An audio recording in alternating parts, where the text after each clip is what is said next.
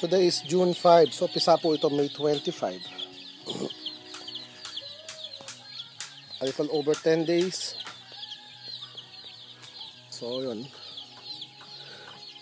Last week, medyo nahirapan sila dahil medyo umulan po ng ano, di ba nakita nyo na medyo bumagyo. Pero ayan, ngayon, sa labas na sila kumakain. Ilalabas na rin po namin yung kainan normally pag ganito. These are some of the chicks natin. Nakita nyo, nakaba sa ilalim. Medyo gagalaw ko ha. Kasi yan, may sisiw din dyan yan, no? Sa malayo. So malayo na yung nararating ng ating mga sisiw. Ayan, may sisiw rin po dyan. Ayun, hanggang doon sa may puno ng saging meron din dyan. Yan.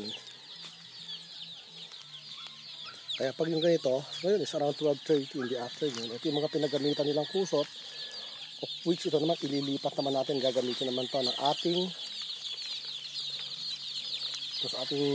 mga fly pest, yung ating mga sisiw. Yun, nagkakagulo sila. Ang ganda tignan na, no? Actually, this is half batweb kasi isa, yung kabila na doon sa kabilang side. Sa kabilang side sila. Akala nila papatukuin ko sila eh. Ayan. Sugura sila ron. So ngayon, after, kasi kami on the 10th day, so last Sunday kami nagbigay ng nagbigay kami ng Trimetoprim sulfa, itong Tepox. So 4 days po namin ibibigay yon. So other than that, wala na ulit.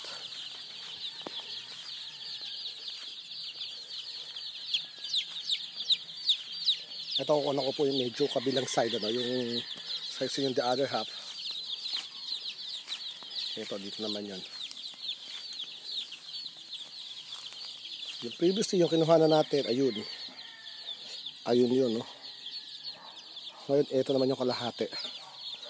This is the other half nitong batch na to.